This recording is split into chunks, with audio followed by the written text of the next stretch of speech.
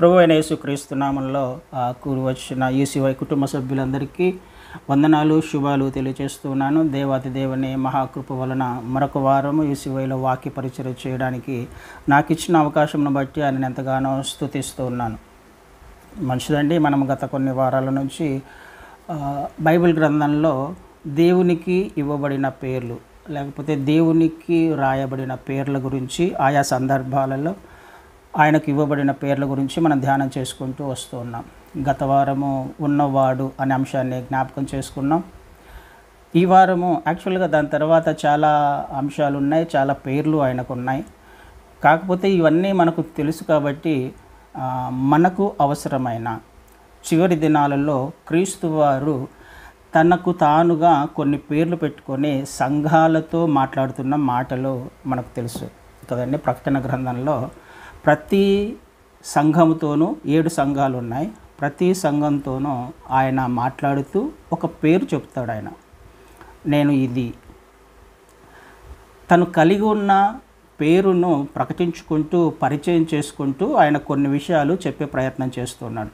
ఎందుకు ఆ పేర్లు తను పరిచయం చేసుకుంటున్నాడు అనే విషయాలను మనము రానున్న దినాలలో ఈ 7 సంఘాల ద్వారా నేర్చుకోవడానికి ప్రయత్నం చేద్దాం. చాలా ప్రాముఖ్యమైన అంశాలు చివరి దినాలలో ఉన్నాం కాబట్టి, సంఘాల గురించి నేర్చుకోబోతున్నాం కాబట్టి, సంఘము ఎలా ఉండాలి, సంఘములో నీవు నేను మనము కూడా ఒక పాత్రులమే కాబట్టి, ఒక పాత్రగా మనం కూడా లేకపోతే ఒక అవయవముగా మనం కూడా సంఘంలో ఉన్నాం కాబట్టి కొంచెం లోతైన విషయాలను జ్ఞాపకం చేసుకోవడానికి ప్రయత్నం చేద్దాం. చివరి దినాలలో ఉన్నాం కాబట్టి మనం ఎలా ఉండాలి, దేవుడు మనతో ఏం మాట్లాడుతున్నాడు, సంఘంతో మాట్లాడుతున్నాడు అని అంటే మనతో కూడా మాట్లాడుతున్నాడు అని అర్థం కదండి. సో ఈ విషయాలను మనం రానున్న దినాలలో నేర్చుకోవడానికి ప్రయత్నం చేయబోతున్నాం. కాబట్టి దేవుని చిత్తమైతే ఎవరు కూడా మిస్ కాకుండా ఉండడానికి ప్రయత్నం చేయండి. ఇక్కడ క్రీస్తు వారు తనను తాను పరిచయం చేసుకుంటూ సంఘముల మధ్య సంచరించువాడను అని తను చెప్పుకుంటూ ఉన్నాడు. ఈ సందర్భం మనకు తెలుసు. పద్మాసు ద్వీపంలో యోహాను గారు ఆత్మవశుడై ఉన్నప్పుడు యోహాను గారికి వచ్చిన దర్శనము ప్రకారము క్రీస్తు వారు ఎలా కనిపించారు, ఆయనకి ఎలా ఉన్నారు అని అంటే మనం ఇందాక చూసాం. 7 సువర్ణ దీపస్తంభములను ఆ దీపస్తంభముల మధ్య మనుష్య కుమారుని పోలిన ఒకరిని చూచితిని. క్రీస్తు వారిని చూస్తూ ఉన్నారు.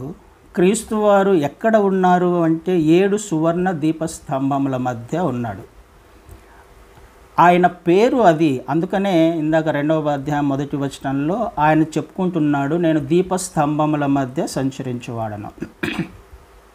కాబట్టే ఆ విధంగా దర్శనం ఇచ్చాడు ఆయనకి. దీపస్తంభముల మధ్య సంచరించేవాడు చెప్పే సంగతులు.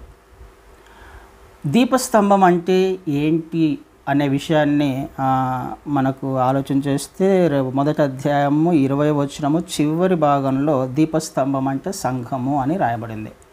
20వ వచనము చివరి లైన్ 7 దీపస్తంభములు 7 సంఘములు. దీపస్తంభము అంటే సంఘము. క్రీస్తు వారు ఏ విధంగా యోహాను గారికి కనిపించారు, ఏ విధంగా దర్శనమిచ్చారు అని అంటే సంఘముల మధ్య సంచరించేవాడుగా, 7 సంఘముల మధ్య సంచరించేవాడుగా. 7 అనే నంబరు మనకు తెలుసు పరిపూర్ణతకి, కంప్లీట్కి సాదృశ్యంగా ఉంది. ప్రపంచంలోని ఏ సంఘాన్ని తీసుకున్నా ఈ సంఘంలో ఏదో ఒక సంఘానికి చెంది ఉంటుంది. ఇందులో ఎగ్జంప్షన్ ఏ సంఘం కూడా ఉండదు. ఏ సంఘము తీసుకున్నా ఈ 7 సంఘాలలోనే ఒక సంఘంగా ఖచ్చితంగా ఉంటుంది. అంటే క్రీస్తు వారు ప్రపంచంలోని ప్రతి సంఘానికి సంఘాల మధ్యలో నివసించేవాడు కదండి. దీపస్తంభము అంటే సంఘము, సంఘముల మధ్య నివసించేవాడు ఆయన. మరి వేరే చోట ఉండలేడు. సంఘముల మధ్య కాకుండా ఆయన వేరే చోట నివాసం చేయలేడు కూడా. ఎందుకు? క్రీస్తు వారు సంఘానికి శిరస్సుగా ఉన్నాడు. సంఘము ఆయనకు శరీరముగా ఉంది కదా. సంఘము శరీరము, శిరస్సు క్రీస్తు వారు. ఈ 2 వేరువేరుగా ఉండే అవకాశం ఉందా? సంఘానికి వేరుగా క్రీస్తు వారు ఉండలేరు. క్రీస్తు వారు లేకుండా సంఘం లేదు. శరీరము లేకుండా ఏ విధంగా శిరస్సు ఉండలేదో, శిరస్సు లేకుండా ఏ విధంగా శరీరము ఉండలేదో, ఈ రెండు కలిస్తేనే ఏ విధంగా పరిపూర్ణమైన ఒక దేహంగా రూపాంతరం చెందుతుందో, అలాగే క్రీస్తువారు లేని సంఘాన్ని, సంఘము లేని క్రీస్తువారిని ఊహించుకోలేం. కాబట్టి ఆయన ఎక్కడ నివాసం చేస్తాడు? సంఘముల మధ్య మాత్రమే నివాసం చేస్తాడు. వేరే చోట ఉండే అవకాశమే లేదు ఆయనకి కదండి. ఎక్కడ కూడా ఆయన నివాసం చేయలేడు. అంటే మనము సంఘంలోని ఒక భాగమైనప్పుడు మనకు అర్థం కావాల్సింది, మనం క్రీస్తు శరీరంలోని ఒక భాగాలమైనప్పుడు ఆయన శరీరములో మనం ఉన్నాము, నిత్యము కూడా మనము ఆయనతో పాటుగా ఉన్నాము అనే విషయము మనం అర్థం చేసుకోవడానికి ప్రయత్నం చేద్దాం. ఏ సమయములో ఏ సందర్భములో కూడా మన ఇష్టానుసారంగా ప్రవర్తించడానికి వీల్లేదు. ఎందుకు? మనము నిజముగా సంఘములోని ఒక యథార్థమైన విశ్వాసులమే అయితే మనము ఆయన శరీరంలోని ఒక భాగంగా ఉన్నాం కదండి. క్రీస్తువారు లేకుండా సంఘము లేదు అన్నప్పుడు నువ్వు నేను మనము లేకుండా క్రీస్తువారు లేరు అనే విషయాన్ని జ్ఞాపకం చేసుకోవాలి. అంటే మనం ఈ సృష్టిలోని విషయాల గురించి మాట్లాడుతున్నాడు. ఆయన నిత్యుడు, ఆయన నిత్యత్వము నుండి నిత్యత్వం వరకు నివసించేవాడు. అది వేరే విషయం, అది వేరే అంశము. కానీ నేను సంఘముతో క్రీస్తు వారికి సంఘానికి మధ్య ఉన్న సంబంధం గురించి మాత్రమే మాట్లాడుతున్నాం. మనము ఆయనతో పాటుగా ఉన్నాము ప్రతి క్షణము కూడా అనే విషయాన్ని మనం జ్ఞాపకం చేసుకోవడానికి ప్రయత్నం చేద్దాం. ఇప్పుడు నేను ఆయనతో పాటుగా ఉన్నాను అని అంటే అర్థం ఏంటి? కొలస్సీయులకు రాసిన పత్రికలో ఆయన 3వ అధ్యాయము ఒక మాట చదువుతాను. కొలస్సీయులకు రాసిన పత్రిక 3వ అధ్యాయంలో, మీరు క్రీస్తుతో కూడా లేపబడిన వారైతే పైనున్న వాటినే వెతుకుడి. 3వ అధ్యాయం మొదటి నుంచి, పైనున్న వాటినే వెతుకుడి, అక్కడ క్రీస్తు దేవుని కుడిపార్శ్వమున కూర్చుండి ఉన్నాడు. పైనున్న వాటి మీదనే కానీ భూ సంబంధమైన వాటి మీద మనస్సు పెట్టుకొనకూడి. ఏలయనగా మీరు మృతి పొందితిరి, మీ జీవము క్రీస్తుతో కూడా దేవుని యందు దాచబడి ఉన్నది. మనకు జీవమై ఉన్న క్రీస్తు ప్రత్యక్షమైనప్పుడు మీరును ఆయనతో కూడా మహిమ యందు ప్రత్యక్షపరచబడుదురు. ఇప్పుడు నేను క్రీస్తుతో పాటు ఉన్నాను అని ఒకవేళ మనకు అర్థమవుతే, క్రీస్తు వారు ఎక్కడున్నారు? ఇప్పుడు పరలోకంలో తండ్రి కుడిపార్శ్వమున ఆసీనుడై ఉన్నాడు. తండ్రి కుడిపార్శ్వమున ఆసీనుడై ఉన్నాడు అని అంటే నీవు నేను మనము ఎక్కడ ఉన్నామో ఆయన శరీరంలోని భాగాలము అని ఒకవేళ మనం అనుకుంటే, మనము ఆయనతో పాటుగా సింహాసనం మీద ఉన్నాము. ఎవరు?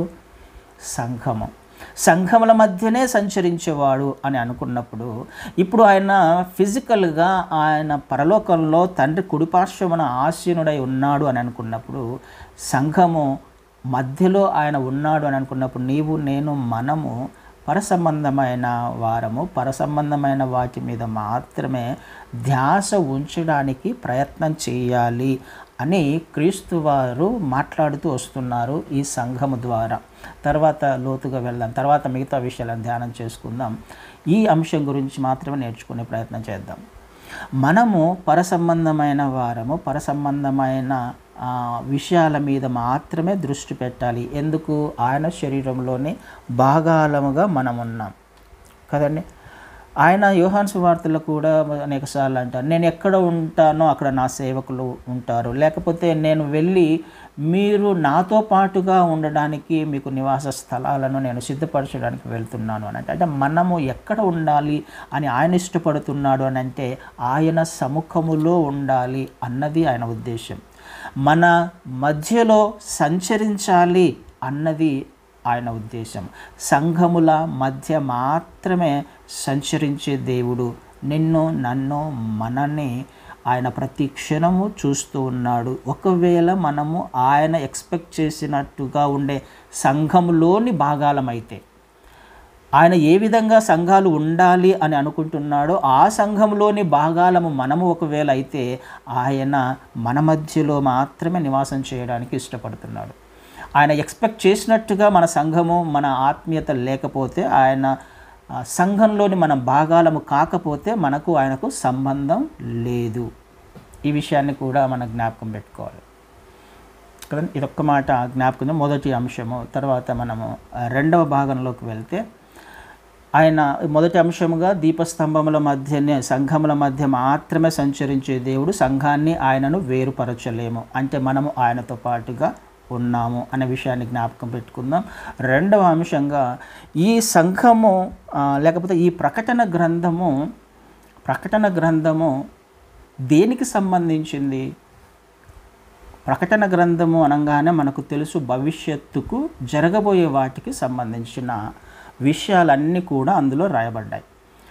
ప్రకటన గ్రంథం అనగానే భవిష్యత్తుకు సంబంధించింది, జరగబోయే వాటికి సంబంధించిన విషయాలు రాయబడ్డాయి.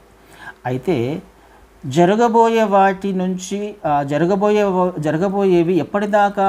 సృష్టి అంతము వరకు కూడా సమస్తాన్ని కూడా ఆయన రాయించాడు. అందులో అంతము వరకు.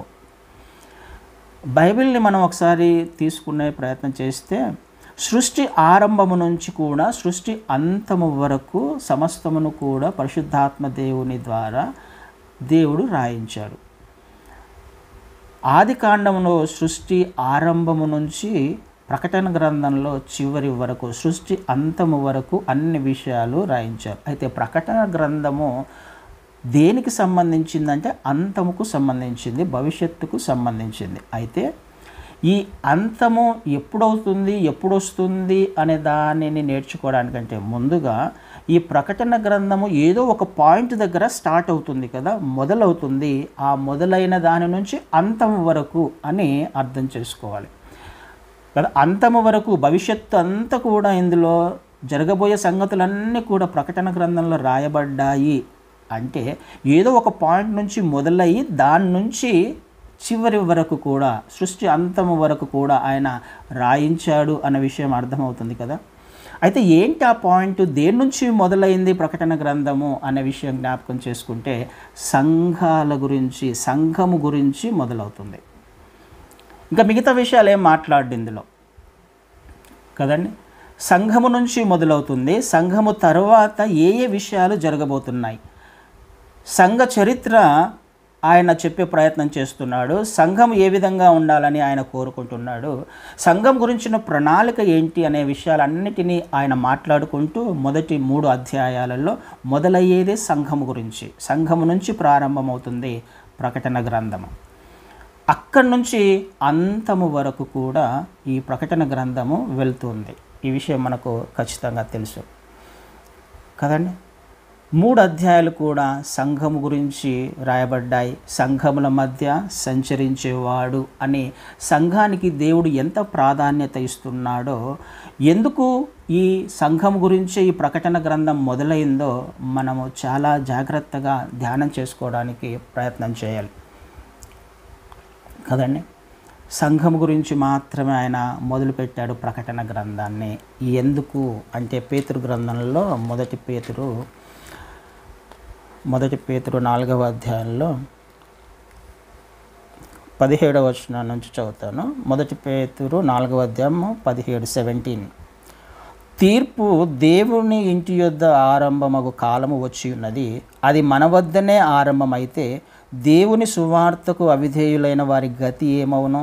మరియు నీతిమంతుడే రక్షించబడుట దుర్లభమైతే భక్తిహీనుడును పాపియు ఎక్కడ నిలుతురు కదండి. కాబట్టి దేవుని చిత్త ప్రకారము బాధపడువారు సత్ప్రవర్తన గలవారై నమ్మకమైన సృష్టికర్తకు తమ ఆత్మలను అప్పగించుకొనవలెను. ఎందుకు దేవుడు సంఘము నుంచి మొదలు పెట్టాడు? తీర్పు దినం అనేది ఒకటి రాబోతుంది. ప్రకటన గ్రంథంలో ఆ విషయాలు కూడా రాయించాడు ఆయన కదండి. ఈ తీర్పు ఎక్కడి నుంచి మొదలవుతుంది? దేవుని యొక్క తీర్పు, దేవుడిచ్చే జీతము ఎవరి నుంచి మొదలవుతుంది? సంఘము నుంచి మొదలవుతుంది. తీర్పు దేవుని ఇంటి నుండే మొదలవుతుంది. దేవుని ఇల్లు ఏది? సంఘమేగా. ఆయన నివాసం చేసేది ఎక్కడ? సంఘముల మధ్యలోనే. అంటే మన మధ్యలో ఆయన నివాసం చేస్తున్నాడు.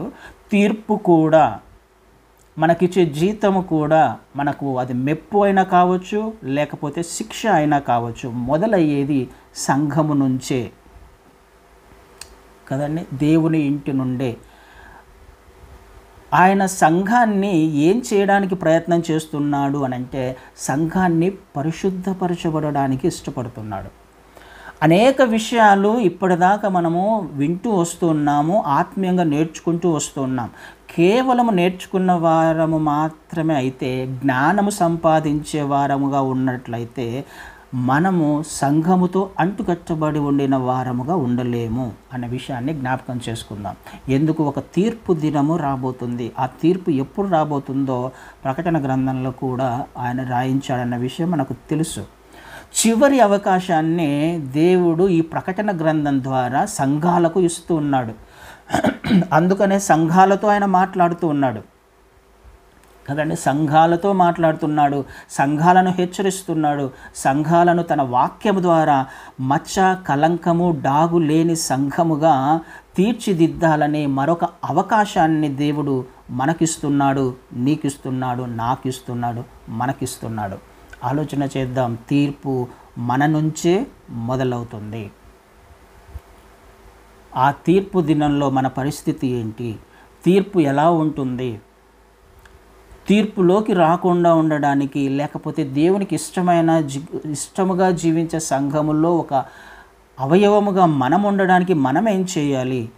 మన సంఘం అలా ఉందా లేదా? మన ఆత్మీయత అలా ఉందా లేదా? అనే విషయాల గురించి ఆయన 3 అధ్యాయాలు మాట్లాడతాడు. ఒక అవకాశము చివరి అవకాశం కావచ్చు. ఆయన రాకడ అతి సమీపముగా ఉంది. మనము భయపడాలి, సరిచేసుకోవాలి. ఈ ప్రకటన గ్రంథము ధ్యానించుకుంటూ ఉన్నప్పుడు, సంఘాల గురించి నేర్చుకుంటూ ఉన్నప్పుడు ఆలోచన చేసే ప్రయత్నం చేద్దాం. తీర్పు సంఘము నుంచి మాత్రమే మొదలవుతుంది. అక్కడ రాయబడిన మాట ఇంకొకటి భయం వస్తుంది మనకు. 18వ వచనంలో, నీతిమంతుడే రక్షించబడుట దుర్లభమైతే భక్తిహీనుడు పాపి ఎక్కడ నిలుస్తారు? నీతిమంతులమే, మనము రక్షించబడిన వారమే, అంగీకరించబడిన వారమే, ఆయన రక్తంలో కడగబడి నీతిమంతులుగా తీర్చబడిన వారమే. కానీ ఆ వ్యక్తినే, రక్షించబడిన వ్యక్తే, నీతిమంతుడే, క్రైస్తవుడే, సంఘంలో ఉన్నవాడే, సంఘానికి వెళ్తున్నవాడే, వాళ్ళ గురించే మాట్లాడుతుంది లేఖనాలు. రక్షించబడుట దుర్లభము, ఇంపాసిబుల్ అయ్యే, అసాధ్యమయ్యే పరిస్థితులు రాబోతున్నాయి. ఆయనను వెంబడిస్తున్న వారమే తప్పిపోయే అవకాశము వచ్చే సందర్భాలు రాబోతున్నాయి.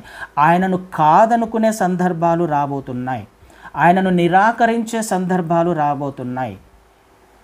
అంతము వరకు సహించిన వాడే రక్షించబడతాడు. సహించని వాడు రక్షించబడడనే కదా అని అర్థం. అందుకనే ఆయన ముందుగానే మనల్ని హెచ్చరిస్తూ ఉన్నాడు. అందుకనే ఆయన ప్రకటన గ్రంథంలో సంఘాల గురించి రాయించాడు. నీ గురించి, నా గురించి, మన గురించి రాయించాడు. నేను సంఘాల మధ్య సంచరించేవాడిని అని ఒక ధైర్యాన్ని కూడా ఆయన ఇస్తున్నాడు. భయపడాల్సిన అవసరం లేదు అనే ధైర్యాన్ని కూడా ఇస్తున్నాడు. అందుకనే మనం నేర్చుకోవాలి. ప్రకటన గ్రంథంలోని అంశాలను ఎందుకు ధ్యానం చేసుకోవాలి? లేకపోతే బలహీన పడిపోతాం తెలుసుకోకపోతే. విశ్వాసములో నుంచి జారిపోయే అవకాశం ఉంది. ఆయన వేరే చోట ఎక్కడ ఉండడు అనే విషయం మనకు అర్థమైతే, ఆయనతో పాటుగా మనం ఉన్నాము, మనతో పాటుగా ఆయన ఉన్నాడు అనే విషయం మనకు అర్థమైతే భయం వేయదు. పరిస్థితులు ఎలా ఉన్నప్పటికీ, కుడిపక్క 1000 మంది పన్నా, ఎడపక్క 10,000 మంది కూలినా భయపడాల్సిన అవసరం లేదు. ఎప్పుడు నీ గురించి, నా గురించి, మన గురించి, మన శిరస్సు గురించి మనకు అర్థమైనప్పుడు, ఆయన ఎక్కడున్నాడో మనకు అర్థమైనప్పుడు, జరగబోయే పరిస్థితులలో భయపడాల్సిన అవసరం ఉండదు. కానీ ఒక మాట అయితే హెచ్చరిస్తున్నాడు, నీతిమంతుడు రక్షించబడుట దుర్లభము, అసాధ్యమయ్యే పరిస్థితులు రాబోతున్నాయి. అలాంటప్పుడు మనము చాలా జాగ్రత్తగా దేవుని వాక్యాన్ని జ్ఞాపకం చేసుకోవాలి, ధ్యానం చేసుకోవాలి, పట్టుకోవాలి, విశ్వాసంలో స్థిరంగా ఉండాలి. భయపడాల్సిన అవసరం లేదు. ఆయన సర్వశక్తిమంతుడు. మనమే రక్షించబడడం దుర్లభమైతే మరి మిగతా వారి గురించి ఏంటి పరిస్థితి? అన్యుల గురించి ఏంటి పరిస్థితి? పాపి ఎక్కడ ఉంటాడు? నరకానికే కదండి. అందుకనే నీ బాధ్యత, నా బాధ్యత ఏంటి అనే విషయాలను కూడా ఇక్కడ ఆయన రాయిస్తాడు. వాళ్ళ పరిస్థితి ఏంటి? అందుకనే క్రీస్తువారు చివరిగా చివరి అవకాశంగా ప్రకటన గ్రంథంలో సంఘానికి ఒక హెచ్చరిక చేసి తర్వాత ఏం జరగబోతుందో, భవిష్యత్తులో ఏం జరగబోతుందో అనే విషయాలను రాయించుకుంటూ వస్తాడు, సంఘాలకు అవకాశం ఇస్తూ కదండి. ఇది రెండవ అంశంగా జ్ఞాపకం పెట్టుకోండి. మూడవ అంశంగా సంఘాల గురించి పాత నిబంధన గ్రంథంలో ఎక్కడ కూడా రాయబడలా కదండి. అంటే సంఘం గురించి పాత నిబంధనలో సంఘం గురించి, సంఘానికి క్రీస్తు వారికి ఉన్న సంబంధం గురించి ఎక్కడ కూడా మెన్షన్ చేయబడలా కదండి. క్రీస్తు వారి గురించి అనేక ప్రవచనాలు ఉన్నాయి. ఆయన ఎలా పుడతాడో, ఎలా జీవిస్తారో, ఆయన జీవితంలో ఏం జరుగుతుందో, ఎలా మరణిస్తాడో, ఈ విషయాలన్నీ ప్రవచన రీతిగా రాయబడినప్పటికీ సంఘానికి క్రీస్తు వారికి ఉన్న సంబంధం గురించి మాత్రం ఎక్కడ కూడా పర్టికులర్గా ఈ ఇద్దరి మధ్యలోనో క్రీస్తు వారు శిరస్సు, సంఘము శరీరము, లేకపోతే సంఘానికి క్రీస్తు వారికి ఉన్న సంబంధం ఏంటిది, ఎలాంటిది అన్న విషయము ఎక్కడ కూడా పాత నిబంధనలో రాయబడలేదు. కానీ కొత్త నిబంధనలో మాత్రమే ఆ ప్రత్యక్షత బయలుపరచబడింది. ఆ విషయాన్ని పౌలు గారు అంటారు ఎఫెసీయులకు రాసిన పత్రికలో, ఎఫెసీయులకు రాసిన పత్రిక 3వ అధ్యాయము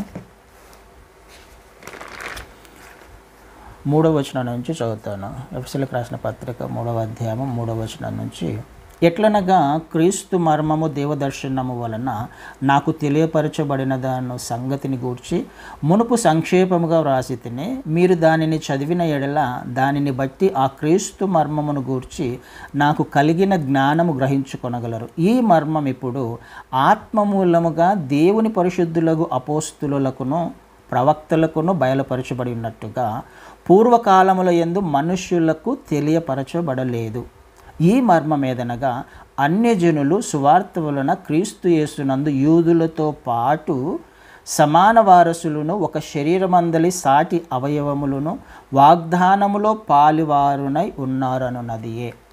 ఇంతకుముందు బయలుపరచబల్లా, మునుపు ఉన్న ప్రవక్తలకు క్రీస్తుకు సంఘానికి ఉన్న విషయాలు బయలుపరచబల్ల. అది ఒక మర్మముగా దాచబడి ఉంది.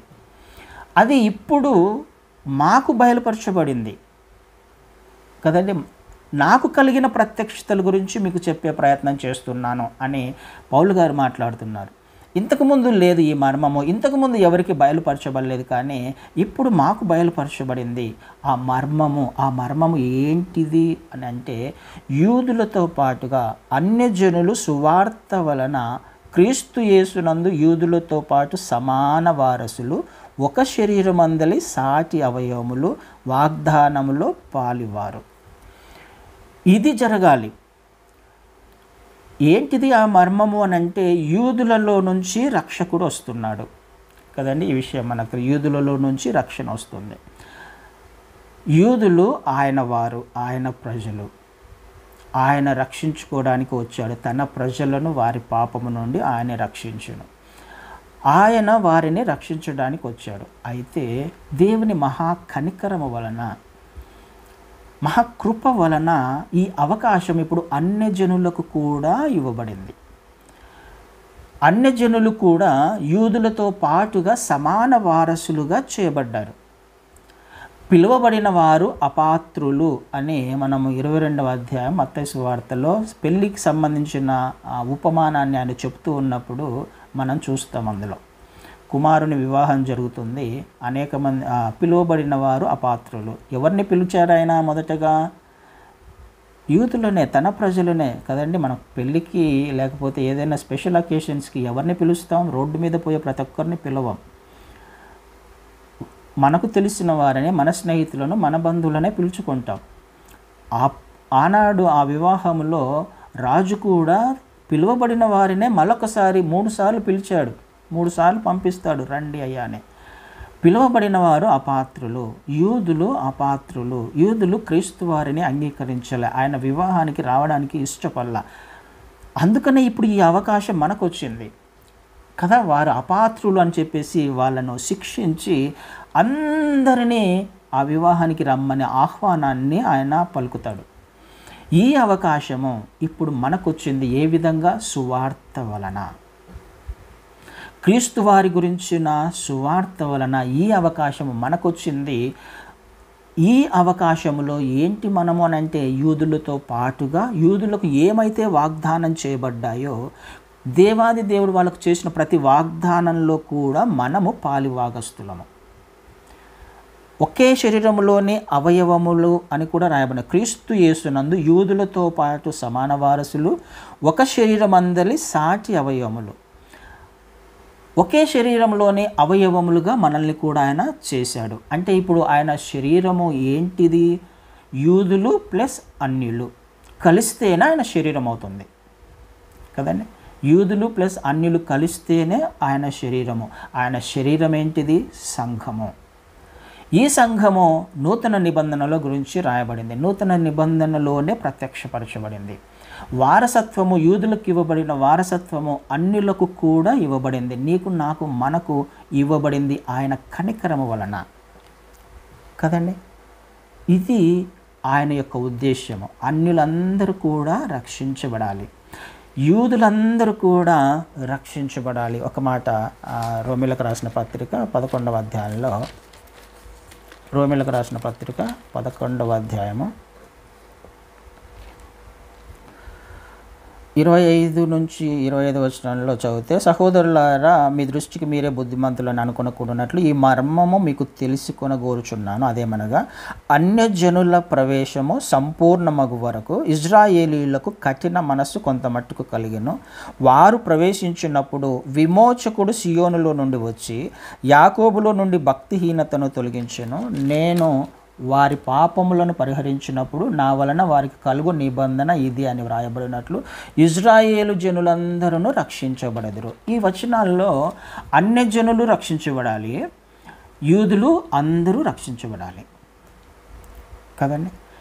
ఎందుకు ఆలస్యం అవుతుంది ఆయన రాకడా? ఎప్పటి నుంచో అంటున్నాం. ఎందుకు ఆలస్యం అవుతుంది అని అంటే, ఈ రెండు విషయాలు జరగాలి కాబట్టి. అన్యజనుల లెక్క సంపూర్ణమవ్వాలి. సువార్త ప్రకటించబడము ద్వారా ఎవరైతే అన్యజనులు ఉన్నారో వీరందరికీ వాగ్దానము చేయబడినట్టుగా వారసత్వమును ఆయన ఇవ్వడానికి, శరీరంలోని భాగాలుగా చేర్చుకోవడానికి ఆయన సువార్తను ఇంకా తీసుకువెళ్ళే ప్రయత్నం చేస్తున్నాడు. ఏ ఒక్కరు కూడా నశించిపోకూడదు, సంఘముల్లో చేర్చబడాలి, వారితో పాటుగా ఆయన నివాసం చేయాలి అన్నది ఆయన యొక్క ఉద్దేశం కదండి. అన్యజనుల లెక్క సంపూర్ణమవ్వాలి, ఈ అన్యజనులు చేర్చబడాలి. అంతవరకు యూదులకు కఠిన మనస్సు కలిగింది, కొంచెం క్రీస్తు వారిని అంగీకరించట్లా. ఇప్పుడు కూడా ఇజ్రాయేల్లో, యెరూషలేములో, ఇజ్రాయెల్ దేశంలో చాలామంది క్రీస్తు వారిని అంగీకరించని యూదులు ఉన్నారన్న విషయం మనకు తెలుసు. వారు ఆయనను ఇంకా ఒప్పుకోవట్లా, ఇంకా పాత నిబంధననే వాళ్ళు ఫాలో అవుతున్నారు కదండి. ఇంకా వాళ్ళు వారి కఠిన మనస్సుతోనే వారు ఉన్నారు. అయితే దేవుని యొక్క ఉద్దేశం వాళ్ళని విడిచిపెట్టాలన్నది కాదు. అన్యజనులైన మనల్నే ఆయన విడిచిపెట్టడానికి ఇష్టపడట్లా, మనము కూడా రక్షించబడాలన్నది ఆయన ఉద్దేశం అయింది.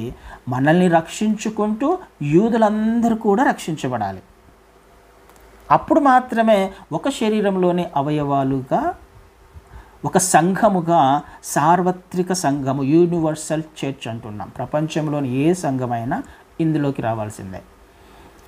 ఒక సంఘముగా, సార్వత్రిక సంఘముగా ఆయన చేయాలి అని ఇష్టపడుతున్నాడు. ఏ ఒక్కరు కూడా నశించిపోకూడదు. ఆయన ఉద్దేశం ఏంటి? యూదులు రక్షించబడాలి, నువ్వు, నేను, మనము కూడా రక్షించబడాలి. ఈ ప్రాసెస్లోనే మనల్కి ఆయన ఒక హెచ్చరిక చేస్తున్నాడు. ఆ కఠిన మనసు తీసివేసేంత వరకు కదా, సియోనులో నుండి వచ్చి యాకోబులో నుండి భక్తిహీనతను తొలగించేంత వరకు దేవుడు నీకు, నాకు ఒక అవకాశాన్ని ఇస్తున్నాడు. మన ఆత్మీయతను పరీక్షించుకోమని, మన జీవితాన్ని పరీక్షించుకోమని. ప్రకటన గ్రంథం మొదలయ్యింది అంటే సంఘాలతోనే మొదలయ్యింది అని అంటే అది అంతము వరకు వెళ్తుంది. ఆ దినము రాకముందే మరొక అవకాశాన్ని దేవుడు సంఘానికి ఇస్తున్నాడు. ఎలా ఉంది నీ ఆత్మీయ జీవితం? పరీక్షించుకో. తీర్పు సంఘముల నుంచే మొదలవుతుంది, ఆయన ఇంటి నుండే మొదలవుతుంది. అన్యులు రక్షించబడాలి, యూదులు రక్షించబడాలి కదండి. ఈ విషయాన్ని మనం జ్ఞాపకం చేసుకోవడానికి ప్రయత్నం చేద్దాం. ఎందుకు ఆయన సంఘములతో మొదలుపెట్టాడు? ఎందుకు ఆయన సంఘాలతో హెచ్చరిస్తున్నాడు? ఎందుకు ఈ 7 సంఘాల గురించి ఆయన మాట్లాడుకుంటూ వస్తున్నాడు? 7 సంఘాలతో ప్రతి సంఘముతోనూ ఒక వేరు పేరును ఆయన ప్రకటించుకుంటూ ఎందుకు అలా వస్తున్నాడు? నువ్వు నేను మనము ఎక్కడ ఉన్నాం? సంఘంలోనే ఉన్నామా? సంఘం బయట ఉన్నామా? ఈ విషయాలను మనము జ్ఞాపకం చేసుకోవడానికి ప్రయత్నం చేద్దాం రానున్న దినాలలో. అయితే ఒక్క విషయాన్నే మీకు చెప్పడానికి ప్రయత్నం చేస్తాను. పాత నిబంధనలో సంఘం గురించి రాయబడలేదు, కానీ ఆ విషయాన్ని కూడా 1-2 వారాలు ధ్యానం చేసుకున్న తర్వాత మళ్ళీ దేవుని చిత్తం అయితే మనం ప్రకటన గ్రంథాన్ని సంఘంలోకి వచ్చే ప్రయత్నం చేద్దాం. ఎందుకంటే ఆ విషయం ఎలాగో సంఘ చరిత్ర మొదలైంది కాబట్టి సంఘ చరిత్ర ఎప్పుడు మొదలవుతుంది, లేకపోతే అంతం ఎప్పుడు వస్తుంది అనే విషయాన్ని దేవుని లేఖనాల నుంచి, అంటే ఎగ్జాక్ట్ డేట్ గురించి నేను మాట్లాడట్లా, ఏ విషయాలు జరుగుతాయి, అంతంలో ఏ విషయాలు జరిగే అవకాశం ఉంది, ఈ విషయాలను మనము జ్ఞాపకం చేసుకోవడానికి ప్రయత్నం చేద్దాము. దానియేలు గ్రంథము 9వ అధ్యాయములోని కొన్ని అంశాలను నేర్చుకోవడం ఒక్కసారి చదివి నేను దాన్ని ముగించేస్తాను. దానియేలు గ్రంథము 9వ అధ్యాయంలో దానియేలు 27వ వచనాన్ని చదువుతాను నేను. 9వ అధ్యాయము 27వ వచనము. అతడు 1 వారము వరకు అనేకులకు నిబంధనను స్థిరపరచును, అర్ధవారము వరకు బలిని నైవేద్యమును నిలిపివేయును, హేయమైనది నిలుచు వరకు నాశనము చేయువాడు వచ్చును, నాశనము చేయువానికి రావాలనని నిర్ణయించిన నాశనము ముగించు వరకు ఇలాగున జరిగిన. అయితే 24 నుంచి మనం నేర్చుకోవాలి దేవుని చిత్తమైతే వచ్చే వారం నుంచి. 9వ అధ్యాయము 24వ వచనం నుంచి ఇక్కడ 70 వారాల గురించి రాయబడింది. 70 వారాల గురించి రాస్తూ 69 వారాలు ప్లస్ 1 వారం గురించి రాయబడింది. ఈ 70 వారాలు అయిపోయాయి అని అంటే స్టోరీ అయిపోయింది అని అర్థం. అంటే అంతం అయిపోయింది, అంతం వచ్చేస్తుంది, క్రీస్తు వారు వచ్చేస్తారు అని అర్థం. మనం ప్రకటన గ్రంథంలోని సంఘాల గురించి ఎందుకు నేర్చుకోవాలి అని అంటే ఇక్కడ ఒక లింక్ ఉంది కాబట్టి. పాత నిబంధనలో సంఘం గురించి రాయబడలేదు, కానీ సంఘానికి ఒక స్కోప్ ఇచ్చే ఒక చిన్న గ్యాప్ మాత్రం అక్కడ ఇవ్వబడింది. అది నేర్చుకొని తర్వాత మనం సంఘాల దగ్గరికి వెళ్ళే ప్రయత్నం చేద్దాం. 24 నుంచి 24 వచనాన్ని ఒకసారి చదువుతాను. తిరుగుబాటును కలిగిన దర్శనభావం గ్రహించడం, తిరుగుబాటును మాన్పుటకును, పాపమును నివారణ చేయుటకును, దోషము నిమిత్తము ప్రాయశ్చిత్తము చేయుటకు, యుగాంతము వరకు ఉండినట్టు నీతిని బయలుపరచుటకును, దర్శనమును ప్రవచనమును ముద్రించుటకును, అతి పరిశుద్ధ స్థలమును అభిషేకించుటకును, నీ జనమునకు పరిశుద్ధ పట్టణమునకు 70 వారాలు విధించబడెను. ఇవన్నీ జరగడానికి 70 వారాల సమయం ఇవ్వబడింది. ఈ 70 వారాలు అయిపోయింది అని అంటే క్రీస్తు వారి రాకడ వచ్చేస్తుంది అని అర్థం. క్రీస్తు వారు వచ్చే సూచనలన్నీ కూడా ఈ 70 వారాల్లో జరిగిన సంఘటనలు. అయితే ఇవి జరిగిన విషయంలో మరి ఈ సంఘం ఎక్కడ ఉంది అనే విషయాన్ని మనం జ్ఞాపకం చేసుకోవడానికి ప్రయత్నం చేస్తున్నాం. మనము ఎక్కడ ఉన్నాము, ఈ విషయాలను తెలుసుకోవడానికి మనము వచ్చే వారము ఒక ప్రయత్నం చేయబోతున్నాం. కాబట్టి దేవుని చిత్తం అయితే శ్రద్ధగా వినడానికి, ఆబ్సెంట్ అవ్వకుండా ఉండడానికి ప్రయత్నం చేయండి. చాలా ప్రాముఖ్యమైన విషయాలు, కొంచెం లోతుగా మనం వెళ్ళే ప్రయత్నం చేస్తున్నాం. ఆయన సంఘాన్ని హెచ్చరిస్తున్నాడు, నన్ను మనల్ని హెచ్చరిస్తున్నాడు. రాకడ అతి సమీపంగా ఉంది, ఏ విధంగా సిద్ధపడాలి, ఈ విషయాలను మనం నేర్చుకోబోతున్నాం.